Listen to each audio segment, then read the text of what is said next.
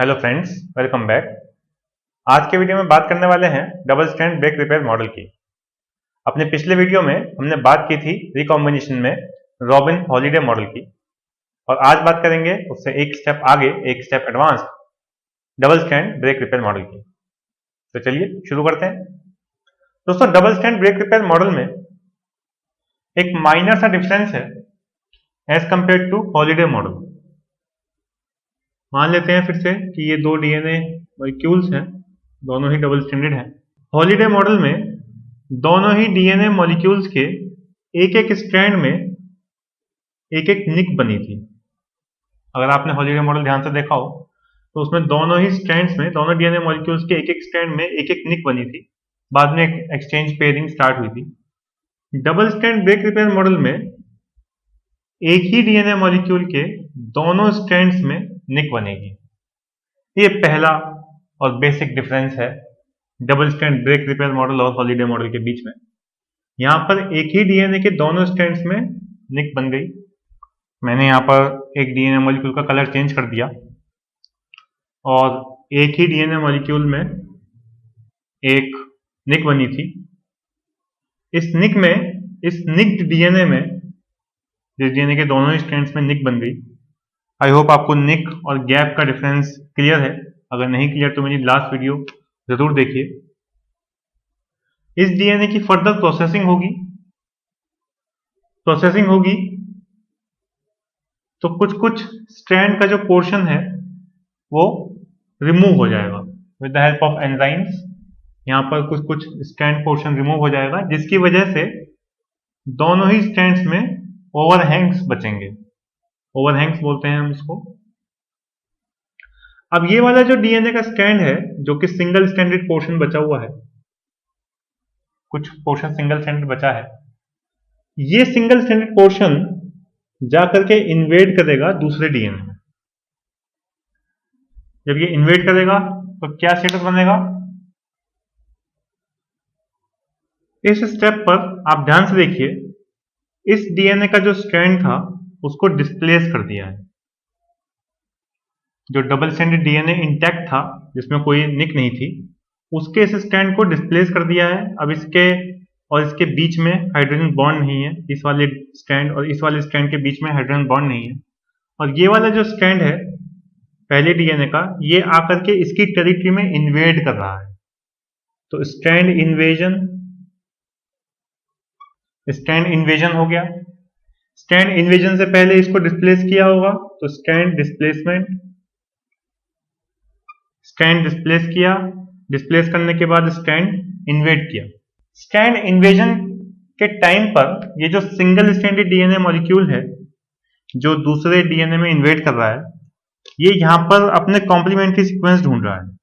तो ये वाला स्ट्रैंड जब इसको इसके कॉम्प्लीमेंट्री सीक्वेंस यहां पर मिलता है, जैसे ही लगभग 10 to 15 न्यूक्लियोटाइड्स का सीक्वेंस इसको एग्जैक्टली कॉम्प्लीमेंट्री मिलेगा, ये एकदम यहां पर हाइड्रोजन बॉन्डिंग बना लेगा।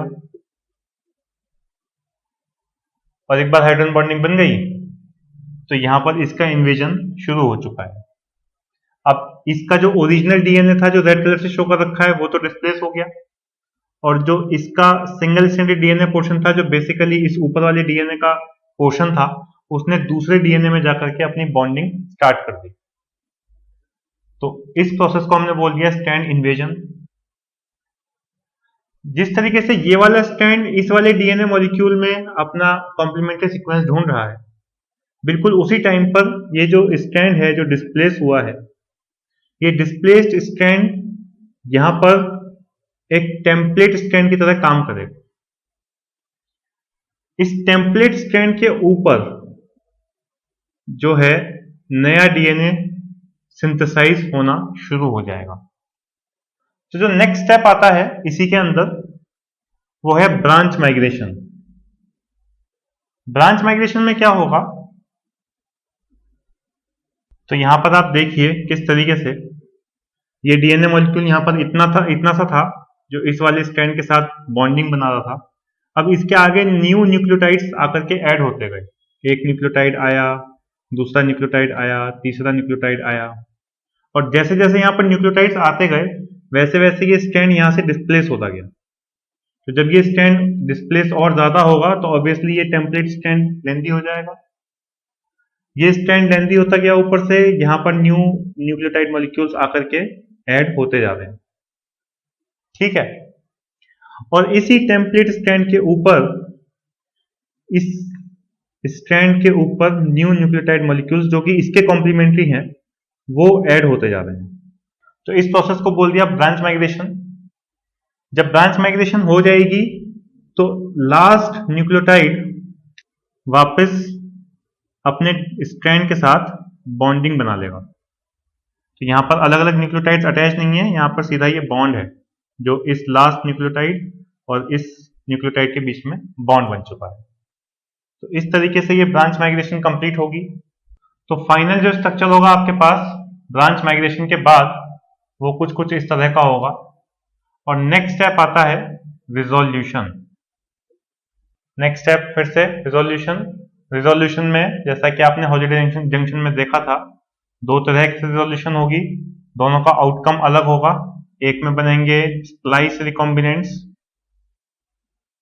और दूसरे में बनेंगे पैच रिकॉम्बिनेंट्स। तो ये स्प्लाइस रिकॉम्बिनेंट्स और पैच रिकॉम्बिनेंट्स कैसे बनेंगे, इन सब की डिटेल हम इसी वीडियो में कवर करने वाले हैं।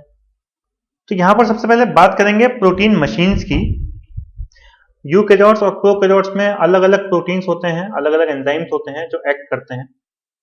प्रोकैरियोट्स यानी कि E coli proteins, E coli एक प्रोकैरियोट है, वेल नोन एग्जांपल। और यूकैरियोटिक प्रोटीन्स के भी आपको यहाँ पर नेम्स दिए हुए हैं, राइट हैंड साइड में टेबल आपकी स्क्रीन पर है। जो पहला स्टेप है introduction of double strand breaks, जो पहला स्टेप था जिसमें हमने निक बनाए थे, उसके लिए कौन सा प्रोटीन रिस्पॉन्सिबल है प्रोकैरियोट्स में अभी तक नहीं जानते, बट यूकैरियोट्स में the proteins are spo11 and HO, ये प्रोटीन्स के नाम है। फिर processing DNA breaks to generate single strands for invasion. अभी आपने देखा था कैसे एक डीएनए में डबल स्ट्रैंड ब्रेक लगे थे, ब्रेक लगने के बाद उस डीएनए की प्रोसेसिंग हुई थी, उस प्रोसेसिंग की वजह से सिंगल स्ट्रैंड्स जनरेट हुए थे। वो जो सिंगल स्ट्रैंड्स जनरेट होते हैं उसके लिए प्रोकैरियोट्स में REC-BCD एंजाइम रिस्पॉन्सिबल है। इस एंजाइम की दो एक्टिविटीज होती हैं, हेलिकेज एक्टिविटी भी होती है और न्यूक्लियस एक्टिविटी भी होती है। हेलिकेज एक्टिविटी जो हेलिकल स्ट्रक्चर को अनवाइंड करता है, और न्यूक्लियस एक्टिविटी जिससे एक एक न्यूक्लियोटाइड निकलता जाता है, फॉस्फोडाइस्टर बॉन्ड ब्रेक होता जाता है। और सेम प्रोसेस के लिए यूकैरियोट्स में MRX प्रोटीन रिस्पॉन्सिबल है।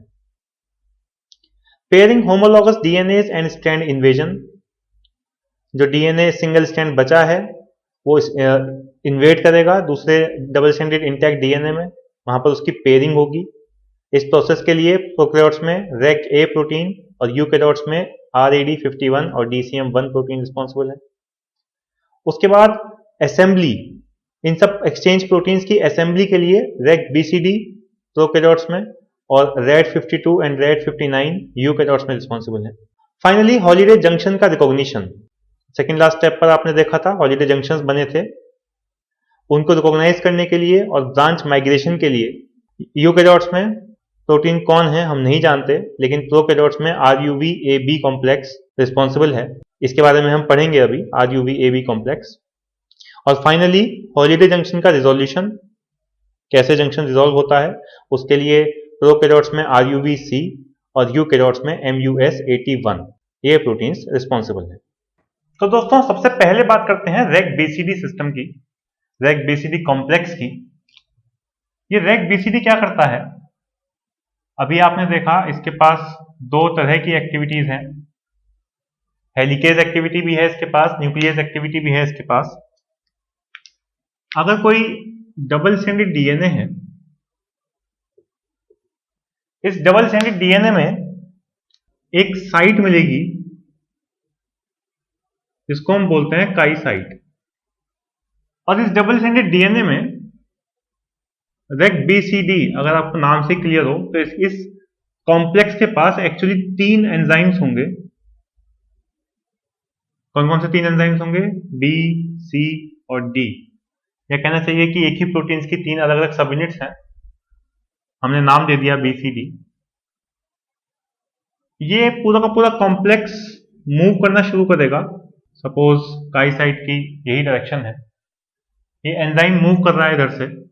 जब ये एंजाइम मूव करेगा तो इसकी न्यूक्लियस एक्टिविटी और न्यूक्लियस के साथ साथ इसकी हेलिकेज एक्टिविटी, अगर आपने डीएनए में रेप्लिकेशन ठीक से पढ़ा हो तो आपको पता है कि हेलिकेज एंजाइम डीएनए को अनवाइंड करता है।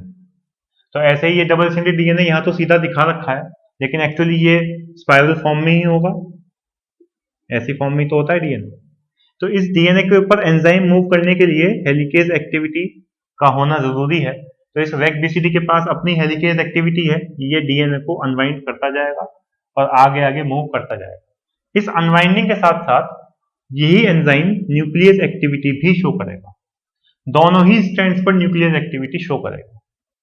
मतलब ये यहां से एक एक करके न्यूक्लियोटाइड्स को हटाता जाएगा। ये जो न्यूक्लियोटाइड्स हैं ये निकलते जा रहे हैं, न्यूक्लियस एक्टिविटी एक एक न्यूक्लियोटाइड को बाहर निकालना। सेम दूसरे स्टैंड पर भी एक एक न्यूक्लियोटाइड बाहर निकलता जाएगा, न्यूक्लियस एक्टिविटी शो करता जाएगा। तो ऑब्वियसली ये जो स्टैंड है ये छोटा होता जा रहा है, दोनों ही स्टैंड्स रिमूव हो रहे हैं, डिग्रेड हो रहे हैं, ठीक है। मगर जैसे ही ये एंजाइम काई साइट पर पहुंचता है, जैसे ही ये एंजाइम काई साइट को एनकाउंटर करता है, ये काई साइट जिसका सीक्वेंस है GC TGG TGG, ये सीक्वेंस है काई साइट का, ये 5 प्राइम एंड पे होगा, ये 3 प्राइम एंड पे होगा। तो जैसे ही ये रेक-बीसीडी एंजाइम जिस स्टैंड पर इसको काई साइट मिलेगा उस स्टैंड की न्यूक्लियस एक्टिविटी रुक जाएगी। तो ऑब्वियसली अगर इस रेक-बीसीडी एंजाइम को यहां से यहां तक आते आते इस स्टैंड की न्यूक्लियस एक्टिविटी, इस स्टेप के बाद न्यूक्लियस एक्टिविटी इस स्टैंड पे खत्म हो जाएगी, तो ये स्टैंड यहां तक डिग्रेड होगा, ये स्टैंड डिग्रेड होता जाएगा, ठीक है। जिसकी वजह से मान लेते हैं मैं इस स्टैंड को थोड़ा और लेंथी कर देता हूं, जिसकी वजह से अब इतना पोर्शन तो रिमूव हो चुका, इसका इतना पोर्शन रिमूव हो चुका, मगर इस स्टैंड पर अब न्यूक्लियस एक्टिविटी नहीं चल रही, केवल इस वाले स्टैंड पर न्यूक्लियस एक्टिविटी चल रही, जिसकी वजह से ये स्टैंड ज्यादा डिग्रेड हो जाएगा और इस ज्यादा डिग्रेडेशन की वजह से single standard structure, single standard overhang भी बोलते हैं, इस तरह का स्टैंड मिल जाएगा। तो ये पूरा सिस्टम है इस रेक-बीसीडी एंजाइम का। इसमें एक और पॉइंट ये भी है कि जिस टाइम ये स्टैंड डिग्रेडेशन कर रहा था, जिस टाइम ये एंजाइम रेक-बीसीडी एंजाइम इन दोनों स्टैंड्स की डिग्रेडेशन कर रहा था, उस टाइम पर एक स्टैंड की डिग्रेडेशन स्लो रेट पे चल रही थी और दूसरे स्टैंड की डिग्रेडेशन फास्ट रेट पे चल रही थी। मतलब कि एक स्टैंड है जिसका यहां तक ओनली दिस मच पोर्शन, केवल इतना पोर्शन है जो डिग्रेड हुआ है, जबकि नीचे वाले स्टैंड का ज्यादा पोर्शन डिग्रेड हो चुका है। एक्चुअली ये दो सब यूनिट्स हैं, रेक बी और Rec D. B subunit थोड़ा स्लोली मूव करती है, इसके पास भी न्यूक्लियस एक्टिविटी है, Rec B subunit nuclease activity show करती है लेकिन स्लो रेट पे। रेक डी सब यूनिट भी न्यूक्लियस एक्टिविटी शो करती है लेकिन फास्ट रेट पे। तो जिसकी वजह से ये बहुत तेजी से डिग्रेड होता जाएगा। तो ऑब्वियसली यहाँ पर सिंगल स्टैंड तो जनरेट होना पहले से ही शुरू हो गया था, लेकिन जैसे ही ये काई साइट पे एनकाउंटर करेगा उसके बाद इसकी न्यूक्लियस एक्टिविटी एक स्टैंड पर खत्म हो जाएगी, दूसरे स्टैंड पर न्यूक्लियस एक्टिविटी चलती रहेगी, जिसकी वजह से फाइनली हमें एक single standard overhang like structure मिलता है। और इस single standard overhang like structure का जो एंड है दैट इज 3 प्राइम एंड। ये हमेशा ध्यान रखिए, ये 3 प्राइम एंड ही है जो जाकर के दूसरे डीएनए की टेरिटरी में इन्वेट करता है। 5 प्राइम एंड इन्वेट नहीं करेगा क्योंकि 5 प्राइम एंड पे फॉस्फेट ग्रुप लगा होता है फॉस्फेट ग्रुप जो है वो जाकर के दूसरे स्ट्रैंड को डिस्प्लेस नहीं करेगा। OH के पास रिएक्टिविटी ज्यादा है, वो जाएगा, बॉन्ड्स को ब्रेक करेगा और अपने साथ बॉन्ड बना लेगा। तो ये स्टोरी है यहाँ पर रेग BCD पाथवे की। तो दोस्तों इस रेग BCD पाथवे की या इस रेग BCD सिस्टम की प्रोकैरियोट्स में या ई कोलाई में बहुत ज्यादा एडवांटेज है। क्या एडवांटेज है कि अगर ई कोलाई के जीनोम में या ई कोलाई के सेल के अंदर कोई फॉरेन बैक्टीरिया या कोई फॉरेन डीएनए मॉलिक्यूल एंटर करता है तो उस डीएनए मॉलिक्यूल को रेग BCD पाथवे से होकर गुजरना पड़ता है। जब कोई भी फॉरेन डीएनए मॉलिक्यूल रेग BCD पाथवे से होकर गुजरेगा तो ये रेग BCD पाथवे क्या करेगा, इसको इसके साथ दो तरह का काम करेगा। इसकी हेलिकेज एक्टिविटी इसके ऊपर काम करना शुरू कर देगी, न्यूक्लियस एक्टिविटी भी इसके ऊपर काम करना शुरू कर देगी। तो ऑब्वियसली उसकी वजह से क्या होगा कि ये वाला जो डीएनए मॉलिक्यूल है ये ब्रेक हो जाएगा, ठीक है। और जरूरी नहीं है कि किसी फॉरेन डीएनए मॉलिक्यूल में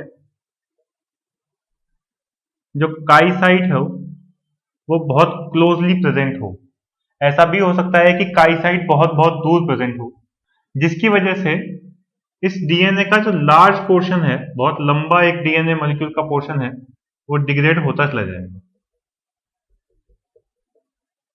तो जब फॉरेन डीएनए का बहुत सारा पोर्शन डिग्रेड हो गया, एक लार्ज पार्ट डिग्रेड हो गया, तो ऑब्वियसली अब इसके अंदर बचा क्या, ये तो पूरा का पूरा खत्म ही हो गया। तो इस तरीके से ई कोलाई भी खुद को प्रोटेक्ट करता है, मतलब एक तरीके का सेविंग मैकेनिज्म भी है। किसी फॉरेन पार्टिकल से खुद को सेव करने के लिए भी रेग BCD पाथवे का सिग्निफिकेंस है। इस रेग BCD पाथवे के बाद बात करेंगे रेग A प्रोटीन की। ये रेग A प्रोटीन क्या करता है? रेग A प्रोटीन करवाता है स्ट्रैंड इन्वेजन। जो सिंगल स्ट्रैंड जनरेट हुआ था रेग BCD की वजह से, इस सिंगल स्ट्रैंड को अब दूसरे डीएनए मॉलिक्यूल के पास लेके जाना है, डबल स्ट्रैंडेड डीएनए मॉलिक्यूल के पास लेके जाना है, वहां से ले जाके करवानी है स्ट्रैंड इन्वेजन, यानी कि दूसरे डीएनए की टेरिटरी में घुसना है, अपनी पेयरिंग करनी है।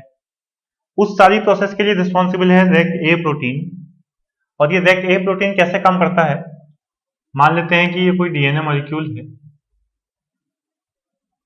इसके ऊपर आकर के बैठना है रेग A प्रोटीन को। सबसे पहले इसका ओरिएंटेशन हम देखेंगे, ये 5 प्राइम 3 प्राइम है। तो पहले रेग A प्रोटीन का एक यूनिट, 1 यूनिट और यू कैन से 1 सब यूनिट, ये आकर के इस डीएनए स्ट्रैंड के ऊपर सिट करेगी, बाइंड करेगी इसको।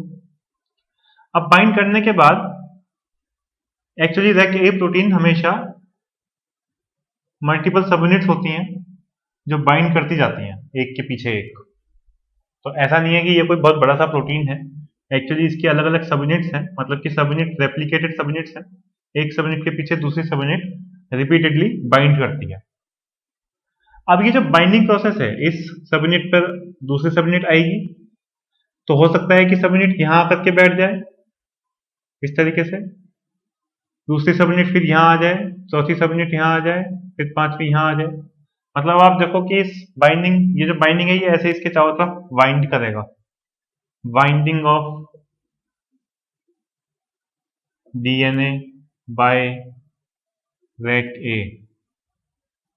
एक स्ट्रैंड के ऊपर ऐसे करके बाइंड करना शुरू कर देगा, एक एक सब यूनिट हेलिकल स्ट्रक्चर बनाती जाएगी और बाइंड करती जाएगी डीएनए के ऊपर। तो ये जो बाइंडिंग है ये किस डायरेक्शन में चलेगी? इस डायरेक्शन में ये बाइंडिंग बहुत ही स्लो चलती है, एक्सट्रीमली स्लो। मतलब कि 3 प्राइम से 5 प्राइम की डायरेक्शन में ये बाइंडिंग बहुत स्लो है, एक्सट्रीम स्लो है, जबकि 5 प्राइम से 3 प्राइम की डायरेक्शन में ये जो बाइंडिंग है ये काफी फास्ट है, हाई रेट पर बाइंडिंग होती है। तो कैसे होगी इसकी बाइंडिंग? अगर ये डीएनए मॉलिक्यूल है जिसका ये 5 प्राइम एंड है और ये 3 प्राइम एंड है, और इसके ऊपर फर्स्ट रेग A प्रोटीन आकर के बैठा है, तो दूसरा मॉलिक्यूल इधर, तीसरी सब यूनिट इधर, चौथी सब यूनिट इधर, ऐसे ये बाइंडिंग करेगा। बोर्ड पे ठीक से दिखेगा नहीं इसलिए मैंने सीधा दिखा दिया, एक्चुअली ये इस तरीके से इसको बाइंड करता हुआ चलेगा। तो now from 5 prime to 3 prime direction ये जो डीएनए स्ट्रैंड है जो सिंगल स्ट्रैंडेड था, मैं इसको सिंगल स्ट्रैंड बना देता हूं क्योंकि रैक ए प्रोटीन सिंगल स्ट्रैंडेड डीएनए से ही बाइंड करेगी, तो ये सिंगल स्ट्रैंडेड डीएनए के साथ बाइंड करती चल रही है। परफेक्ट। अब इस बाइंडिंग के बाद क्या होगा कि जो दूसरा डीएनए मॉलिक्यूल था उस डीएनए को डिस्प्लेस करवाना था, तो मान लेते हैं कि ये डीएनए डिस्प्लेस हो गया। वहां पर ये प्रोटीन जा करके इस प्रोटीन के साथ ये डीएनए भी जाएगा, अब दोनों बाइंड हैं तो एक ही सबनेट बन चुकी है।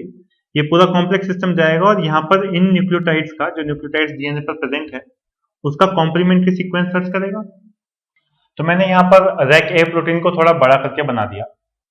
आप ये मान के चलिए कि ये रैक ए प्रोटीन की अलग अलग सब यूनिट्स हैं और रैक ए प्रोटीन के अंदर 2 डीएनए बाइंडिंग साइट्स होती हैं। रैक ए प्रोटीन के अंदर 2 डीएनए बाइंडिंग साइट्स होती हैं। तो एक साइट तो वो हो गई जहां पर हम जो सिंगल स्ट्रैंडेड डीएनए था वो बाइंड करके बैठा हुआ है। ये सिंगल स्ट्रैंडेड डीएनए था जो मैंने आपको अभी फिगर दिखाई थी, जिसके साथ वो डीएनए के ऊपर वो हेलिकल स्ट्रक्चर में बाइंड कर गया था। तो ये सिंगल स्ट्रैंडेड डीएनए है जिसके साथ रैक ए प्रोटीन बाइंड करके बैठा है। दूसरी एक साइट है, दूसरी एक और साइट है, मान लेते हैं यहां पर जो दूसरा डीएनए मॉलिक्यूल था जो मैंने आपको दिखाया था डबल स्ट्रैंडेड डीएनए, यहां पर दूसरा डीएनए मॉलिक्यूल आकर के बाइंड करेगा। जब बाइंड करेगा तो इस न्यूक्लियोटाइड के साथ, जो न्यूक्लियोटाइड्स अब इन दोनों के बीच में प्रेजेंट हैं, उनके बीच में हाइड्रोजन बॉन्डिंग होगी। मान लो यहां पर G है, यहां पर C है, हाइड्रोजन बॉन्डिंग हो गई। अगले स्टेप पर यहां पर A है, यहां पर T है, हाइड्रोजन बॉन्डिंग हो गई। अगले स्टेप पर फिर से यहां पे A है लेकिन यहां पर C है, हाइड्रोजन बॉन्डिंग नहीं हुई। ठीक है, तो जब अगर हाइड्रोजन बॉन्डिंग लगातार होती चली जा रही है, जो हाइड्रोजन बॉन्डेड डीएनए है वो थोड़ा आगे मूव कर रहा है और जो नए न्यूक्लियोटाइड्स हैं उनके बीच में हाइड्रोजन बॉन्डिंग चेक हो रही है। अगर हाइड्रोजन बॉन्डिंग प्रॉपर्ली हो रही है, एडेनिन के साथ थाइमिन या कॉम्प्लीमेंट्री सीक्वेंस मिल रहा है, ऐसे ही गुआनिन और साइटोसिन के कॉम्प्लीमेंट्री सीक्वेंस मिल रहे हैं, तो ऑब्वियसली ये हाइड्रोजन बॉन्डिंग जो है वो नीचे तक चलती जाएगी, यानी कि और जो दूसरे न्यूक्लियोटाइड्स हैं उनके साथ भी बाइंडिंग हो जाएगी। और अगर मिसमैच हो गया, अगर गुआनिन के सामने थाइमिन मिल गया तो बाइंडिंग नहीं होगी। ठीक है, इस तरीके से ये रैक ए प्रोटीन चेक करवाता है। जो सिंगल स्ट्रैंडेड डीएनए था, जो हमारा सिंगल स्ट्रैंडेड डीएनए था जिसके ऊपर रैक ए प्रोटीन बाइंड कर चुकी थी, ये सिंगल स्ट्रैंडेड डीएनए इस डीएनए मॉलिक्यूल के अंदर एक स्ट्रैंड डिस्प्लेस हो जाएगा, एक स्ट्रैंड ऑब्वियसली डिस्प्लेस हो जाएगा। जो दूसरा सिंगल स्ट्रैंड बचेगा उस स्ट्रैंड के पोर्शन में ये वाला पोर्शन, इस डीएनए का पोर्शन आकर के चेक करता चलेगा कि मुझे मेरा कॉम्प्लीमेंट्री सीक्वेंस कहां मिल रहा है। जब इस सिंगल स्ट्रैंडेड डीएनए को, जिसके ऊपर रैक ए बाउंड है, इसको इस वाले स्ट्रैंड में, न्यू डीएनए मॉलिक्यूल के स्ट्रैंड में 10 to 15 न्यूक्लियोटाइड्स की लेंथ का एग्जैक्ट कॉम्प्लीमेंट्री सीक्वेंस मिल जाएगा, तब ये मान के चलिए कि इसकी, इस स्ट्रैंड की इस वाले स्ट्रैंड के साथ बाइंडिंग पक्की। जहां इस स्ट्रैंड को अपना कॉम्प्लीमेंट्री सीक्वेंस मिला, अब ऐसा तो है नहीं कि पूरे 1000-2000 सीक्वेंस, 1000-2000 न्यूक्लियोटाइड्स का कॉम्प्लीमेंट्री सीक्वेंस मिलेगा, थोड़ा सा बना के ही चेक करेगा वो। तो 10 to 15 न्यूक्लियोटाइड्स का जैसे ही उसको मिला कि हाँ भाई यहाँ मेरी बाइंडिंग लगातार हो रही है, ये समझ जाएगा कि इस जगह से मुझे रिकॉम्बिनेशन प्रोसेस स्टार्ट कर देनी है। तो ये जो बाइंडिंग होती है, इस बाइंडिंग के लिए बेसिकली कौन रिस्पॉन्सिबल है? रैक ए प्रोटीन। इसीलिए बोलते हैं कि rack A protein is responsible for strand invasion. यही तो है इन्वेजन, दूसरे डीएनए मॉलिक्यूल में अपनी टेरिटरी ढूंढना। तो दोस्तों इसके बाद आता है RUBA प्रोटीन। ध्यान रखिए, वो था रैक ए प्रोटीन, ये है RUBA प्रोटीन। ये बेसिकली हॉलिडे जंक्शन को रिकॉग्नाइज करता है। ऑब्वियसली एक बार सिंगल स्ट्रैंड ने अपना कॉम्प्लीमेंट्री सीक्वेंस फाइंड आउट कर लिया, उसके बाद हॉलिडे जंक्शन बन ही जाएगा। यहाँ फिगर में आप देख सकते हैं हॉलिडे जंक्शन में RUBA प्रोटीन और RUBB प्रोटीन। RUBB के 2 सब यूनिट्स हैं, जो RUVA प्रोटीन के दोनों साइड प्रेजेंट हैं और RUVA के एक्चुअली 4 यूनिट्स हैं, 4 सब यूनिट्स हैं जो आपस में कॉम्प्लेक्स बना रही हैं हॉलिडे जंक्शन पर। अब ये जो RUVB प्रोटीन है ये ATP डिपेंडेंट प्रोटीन है। इसको काम करने के लिए ATP एनर्जी की जरूरत है और इस एनर्जी की हेल्प से ये बेस पेयर्स का एक्सचेंज कॉज करवा सकता है और इसी की एक्सचेंज की वजह से होती है ब्रांच माइग्रेशन। इस ब्रांच माइग्रेशन को समझने के लिए आपको इस एनिमेशन को ध्यान से देखना होगा। यहाँ पर आप देख रहे हैं कि ऊपर से आने वाला और नीचे से आने वाले जो DNA स्ट्रैंड्स हैं वो अनवाइंड हो रहे हैं। यहाँ पर मैंने इनको येलो एरो से दिखाया हुआ है।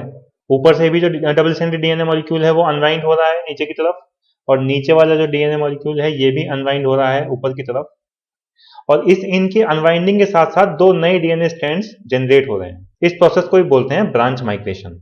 जब ये ब्रांच माइग्रेशन कंप्लीट हो जाएगी तो उसके बाद आएगा रिजोल्यूशन, और इस रिजोल्यूशन के लिए रिस्पॉन्सिबल है RUVC प्रोटीन।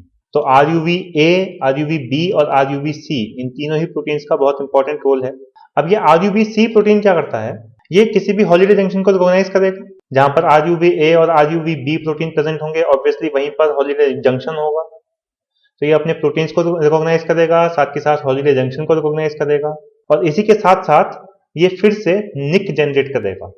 दो होमोलॉगस DNA स्ट्रैंड्स के बीच में एक निक बनेगी। दोस्तों कुछ ऐसा स्ट्रक्चर मिला था हमको ब्रांच माइग्रेशन के बाद। अब इसको रिजोल्व जब करेंगे, जिसके लिए RUVC प्रोटीन रिस्पॉन्सिबल है, तो जैसा कि हमने हॉलिडे जंक्शन में देखा था दो तरह के रिकॉम्बिनेंट्स बनते हैं। एक बनते हैं पैच रिकॉम्बिनेंट्स, दूसरे बनते हैं स्प्लाइस रिकॉम्बिनेंट्स। अब वो किस कंडीशन में बनते हैं पैच और स्प्लाइस रिकॉम्बिनेंट्स? ये मान के चलिए कि एक साइट ये है जहां पर निक बन सकती है और दूसरी साइट ये है जहां पर निक बन सकती है। एक साइट ये है जहां पर निक बन सकती है और दूसरी साइट ये है जहां पर निक बन सकती है। मैं इनके अलग अलग नाम दे देता हूं। मान लेते हैं कि ये इस साइट को मैं 1 बोल देता हूं, इसको मैं 2 बोल देता हूं, इसको 3 बोल देता हूं और इसको 4 बोल देता हूं। अब अगर इस पूरे स्ट्रक्चर में जो निक है, मान लेते हैं कि इस जंक्शन में, इस हॉलिडे जंक्शन में जो निक बनी वो सेकंड साइट पर बन गई, पहली निक लगी साइट 2 पर। इस हॉलिडे जंक्शन में जो निक लगी वो साइट 4 पर लग गई। ध्यान रखिएगा इस बात को, हमने यहां पर निक लगाई है साइट 2 पर, ये पूरा का पूरा बॉन्ड मैंने ब्रेक कर दिया। यहां पर निक लगाई है साइट 4 पर, ये भी पूरा का पूरा बॉन्ड मैंने ब्रेक कर दिया। तो अब क्या स्थिति बनेगी, जो DNA स्ट्रैंड है वो यहां से खुद को ऐसे कंप्लीट कर लेगा और ये वाला DNA स्ट्रैंड यहां से खुद को ऐसे कंप्लीट कर लेगा। तो अब आप देखिए कि इस तरह के स्ट्रक्चर को आप क्या बोलोगे, पैच रिकॉम्बिनेंट या स्प्लाइस रिकॉम्बिनेंट? इस स्ट्रक्चर को हम पैच रिकॉम्बिनेंट बोलेंगे क्योंकि सिर्फ एक पैच है DNA का जो अलग से आकर के बैठा है। ये पैच अलग लग गया, बाकी जो स्ट्रक्चर है वो एज इट इज है। नीचे वाले DNA की भी बात करूं तो भी ये स्टैंड तो इंटैक्ट था, ये स्टैंड यहां से यहां तक, ये स्टैंड यहां से यहां तक, और यहां पर जो बीच में स्टैंड है वो हल्का सा मैंने डॉटेड लाइन से दिखाया है क्योंकि वो न्यूली सिंथेसाइज हुआ था, नया सिंथेसाइज हुआ था। यहां से इस स्टैंड ने इन्वेट किया था और इन्वेट करने के बाद इसके आगे नए न्यूक्लियोटाइड्स खट खट खट खट सिंथेसाइज हुए थे। तो उसके आगे सारे न्यूक्लियोटाइड्स लगते गए थे, उनके बीच में लाइगेज एंजाइम ने बॉन्ड बना दिया था, फॉस्फोडाइस्टर बॉन्ड, जिसकी हेल्प से ये नया स्टैंड बन गया था। तो यानी कि यहाँ पर भी एक छोटा सा पैच है और यहाँ पर भी एक छोटा सा पैच है जो न्यूली सिंथेसाइज DNA का पैच है। तो इसलिए इस तरह के रिकॉम्बिनेशन को हम बोलते हैं पैच रिकॉम्बिनेंट्स या पैच रिकॉम्बिनेशन। जो प्रोडक्ट्स हैं these are patch recombinant products. वापस यहीं पर चलते हैं। अब मान के चलते हैं कि जो निक लगी है वो लगी है साइट 1 पर, ये वाला केस था, दोनों ही निक्स हॉलीडे जंक्शन में सेकंड और फोर्थ साइट पर लगी है। ये वाला केस है, एक निक लगी है साइट 1 पर, दूसरी निक लगी है साइट 4 पर। ठीक है, अब क्या कंडीशन बनेगी ध्यान से देखते हैं। जब साइट 4 पर निक लगेगी तो बिल्कुल पहले वाली सिचुएशन बनेगी। क्या सिचुएशन बनी, ये यहां से पूरा मॉलिक्यूल एक हो गया, ये यहां से पूरा मॉलिक्यूल एक हो गया, यहां पर निक लगी है इस जगह, एक निक यहां लगी है, एक निक यहां लगी है। ठीक है, और इस स्टैंड के साथ ये वाला स्टैंड जुड़ा हुआ है, और इस स्टैंड के साथ ये वाला स्टैंड जुड़ा हुआ है। मैं इस पूरे स्ट्रक्चर को ऐसे करके इन्वर्ट कर दूं, सिर्फ इतने पोर्शन की बात कर रहा हूं, मैं इस पूरे स्ट्रक्चर को ऐसे करके इन्वर्ट कर दूं, आप 2-4 रस्सियां बिछा के देखना, आपको जो रिजल्ट मिलेगा वो कैसा मिलेगा। ये जो दो स्टैंड्स हैं ये घूम के नीचे आ जाएंगे,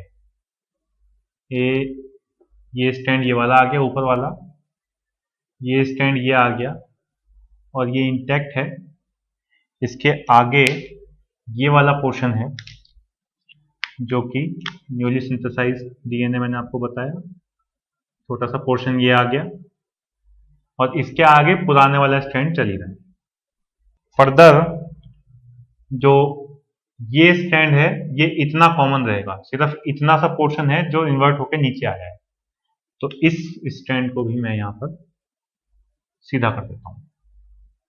ये आया नीचे वाला स्टैंड, इतना पोर्शन इसका और इतना पोर्शन ऊपर वाले का, ये घूम के नीचे आ गया, ये ऐसे आ गया।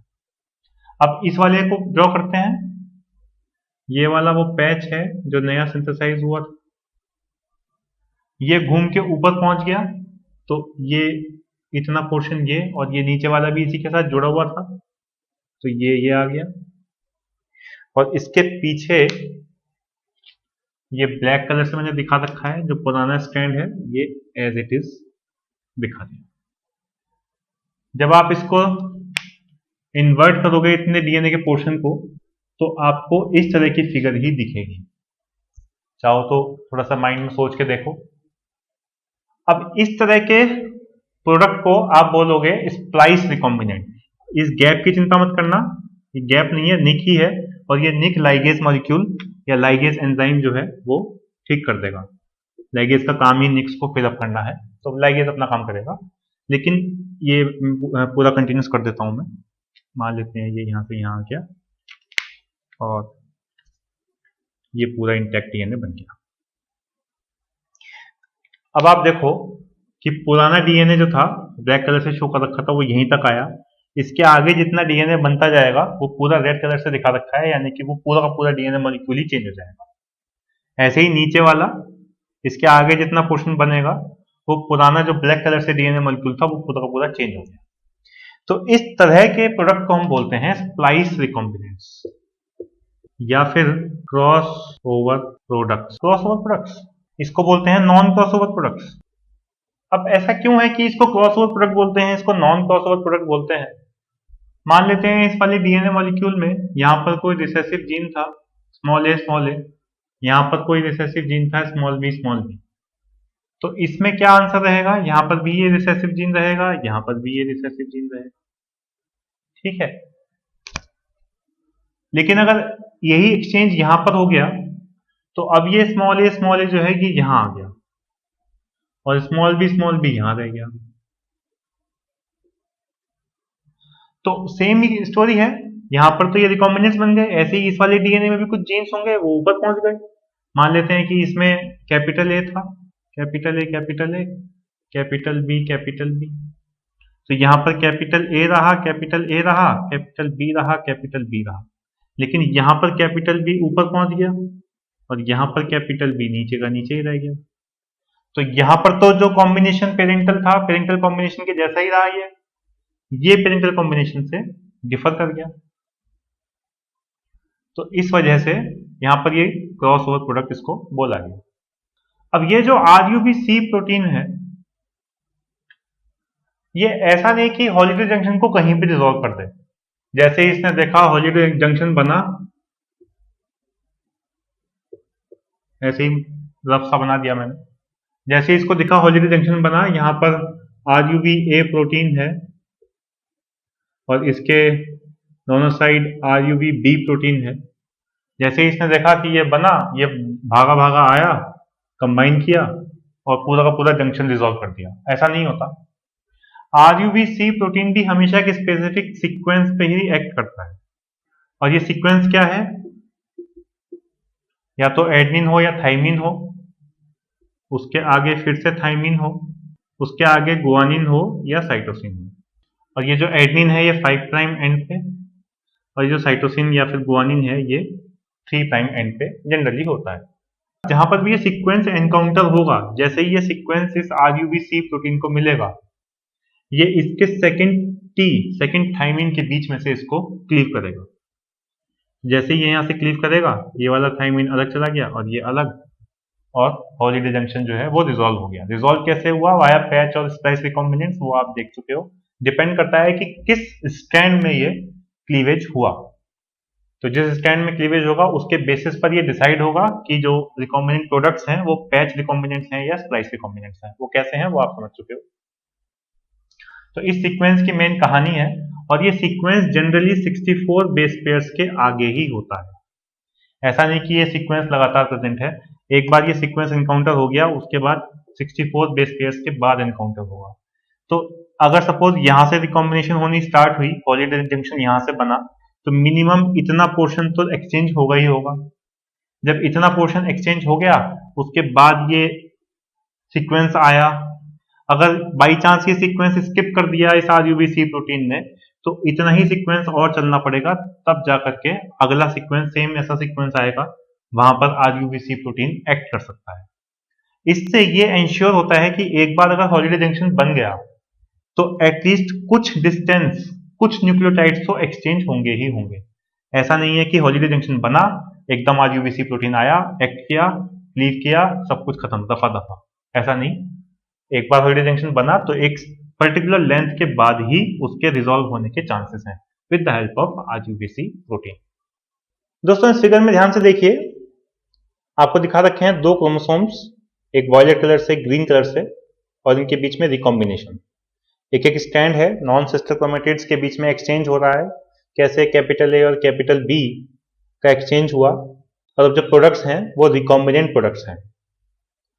इसमें से एक स्टैंड बना नॉन रिकॉम्बिनेंट क्रोमोसोम, जिसमें capital A capital B sequence है जीन्स का, लेकिन दूसरा जो रिकॉम्बिनेंट क्रोमोसोम है उसका सीक्वेंस है कैपिटल A स्मॉल b।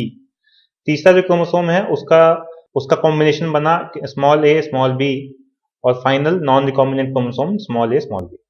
तीसरा जो स्टैंड बना उसका कॉम्बिनेशन है स्मॉल a कैपिटल B, ये भी रिकॉम्बिनेंट क्रोमोसोम है, और फाइनल जो क्रोमोसोम स्टैंड है that is non recombinant chromosome, उसका कॉम्बिनेशन है स्मॉल a स्मॉल b, जो कि पेरेंटल है।